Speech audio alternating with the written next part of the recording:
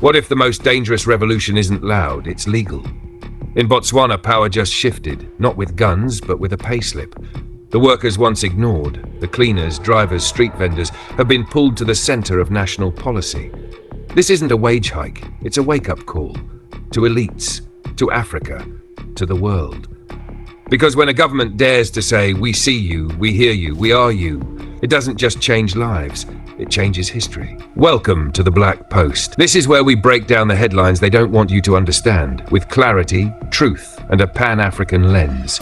And I have said, I want to change this country spectacularly in 3 years. So I don't have 10 years, I don't have 5 years, I don't have 6 months to decide whether or not and go to court. No, I don't have that time. People, yourselves, need accommodation. And if I'm going to submit myself to a process that will take me 10 years to deliver accommodation to you, then I would have failed you, and failed you spectacularly. For decades, Botswana stood as Africa's golden child, a diamond-rich democracy known for stability and steady growth. But beneath the polished surface, frustration simmered. Wages stagnated while politicians padded their salaries. Housing costs soared as young graduates struggled to find work. The system, once praised, now felt rigged. Then came Burkina Faso's Captain Ibrahim Traoré, a young military leader who defied the status quo, slashed elite privileges and put power back in the hands of ordinary citizens. His message spread like wildfire across the continent, whispering a dangerous question. Why not here? Botswana's government, sensing the unrest, made its move, not with a coup, but with calculated defiance. The president didn't declare a revolution. He didn't need to. His policies spoke louder than any speech. First, he slashed the salaries of ministers and officials, a symbolic blow to the culture of elite entitlement. The backlash was immediate. Lawmakers grumbled, business leaders whispered, but the people noticed. Then came the real test, raising wages for the working class. It was a gamble, but one that proved power could bleed for its people. If it has to be done, I will do it, the president declared, his tone leaving no room for debate. The message was clear. Botswana would no longer serve the few at the expense of the many. This wasn't blind imitation of Burkina Faso. Botswana had no military takeover, no fiery populist rallies. Instead, it walked a tightrope, bold enough to inspire, cautious enough to avoid chaos. Yet the effect was the same. Citizens, long resigned to their place in the economic hierarchy, now dared to hope. The question is no longer if change is coming, but how far it will go. Because in an era where smartphones broadcast every injustice, patience is a luxury no government can afford. Botswana's leaders know this, and so does its people. The revolution isn't televised. It's happening in paychecks, policy, and the quiet realization that power, once untouchable, can be reclaimed. In a move that stunned political observers, Botswana's government did the unthinkable. It slashed its own salaries. No fanfare, no crisis forcing their hand, just a quiet statement that echoed like thunder across Africa. While politicians worldwide cling to lavish perks, Botswana's leaders turned the blade inward, proving reform begins when privilege ends. This wasn't just budget arithmetic, it was political theatre at its most potent. By bleeding first, the government shattered decades of cynicism. Citizens accustomed to empty promises now saw ministers voluntarily downgrading lifestyles while workers' wages rose. The message? Leadership no longer means insulation, it means accountability. President Mokwetsi Masisi set the tone with radical transparency. Call me out if I'm wrong, I'll admit it publicly. This culture of buff court, continuous self-correction, became Botswana's answer to Burkina Faso's fiery populism. Without coups or chaos, they rewrote the social contract. Leaders must feel the people's pain before asking for their patience. The genius lay in sequencing. Unlike typical populist handouts, Botswana demanded elite sacrifice first, making every subsequent reform bulletproof to accusations of hypocrisy. When ministers survive on trimmed salaries, corporate wage hikes become undeniable rather than debatable. In an era where African youth scrutinize leaders through smartphone screens, Botswana understood. Trust isn't declared, it's demonstrated.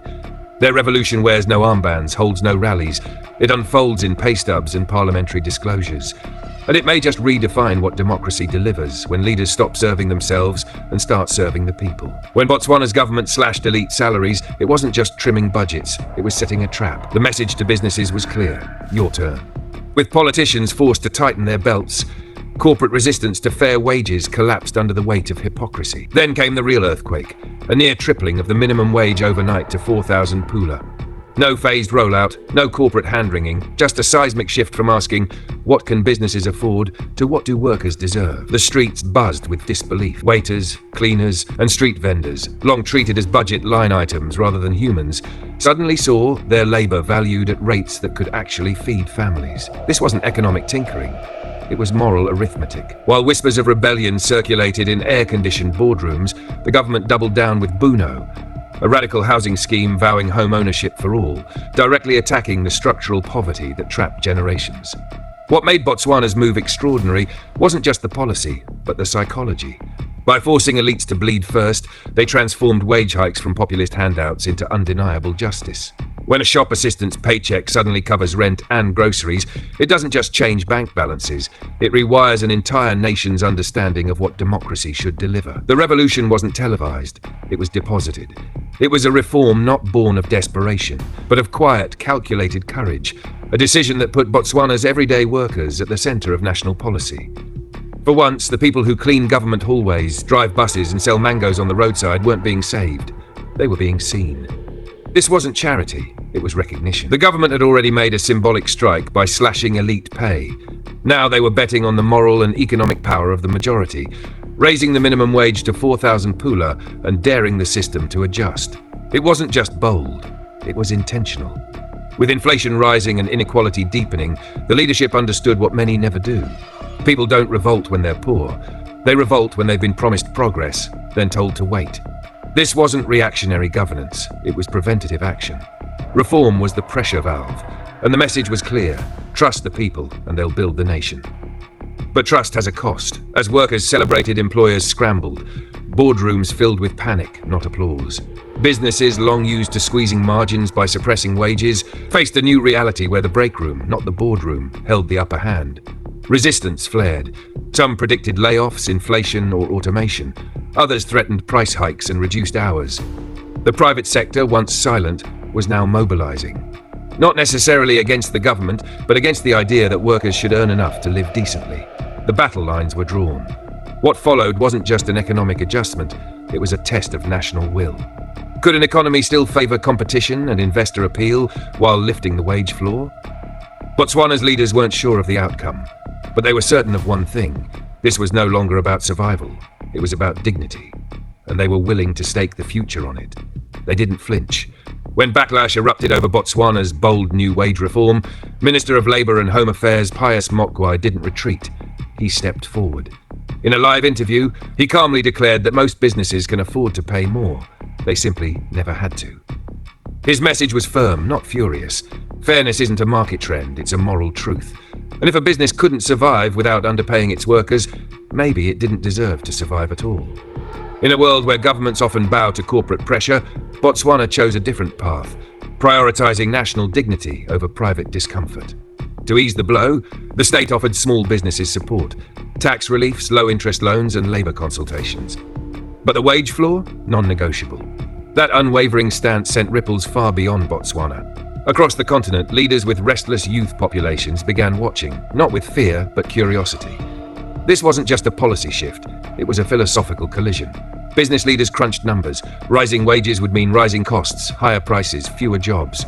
The government argued back, not from spreadsheets, but from the ground. Pay people fairly, and the economy doesn't crumble, it breathes. Consumption rises, savings grow, dignity returns. And in this debate, the deciding voice wasn't in parliament or boardrooms, it was the people. As the dust settled, Botswana's quiet revolution took shape. The wage hike became a gateway to deeper change: affordable housing plans, pension reforms, better conditions for soldiers and civil servants. It wasn't just about money, it was about rewriting the country's social contract. For too long, Botswana had traded transformation for stability. Now it was waking up. Because once a nation dares to put people first, not as statistics but as citizens, everything becomes possible. Not diamonds, not foreign loans, people. That's Botswana's new foundation. Something is shifting in Botswana and across Africa. A new generation is rising, demanding more than silence in exchange for peace. Botswana's wage reforms aren't just economic, they're psychological. They say, we see you, we hear you, we are you. In a region long shaped by foreign approval and elite resistance, this quiet rebellion marks a turning point. Though pressure mounts from businesses and diplomats, one truth holds: a population whose dignity is restored will not be silenced again. Botswana hasn't just changed policy, it's changed possibility. From Ouagadougou to Gaborone, a new kind of leadership is emerging. Bold, rooted, irreversible. If you're passionate about Africa's future and fed up with filtered narratives, you're in the right place. So go ahead, like, share and subscribe to stay plugged into the movement.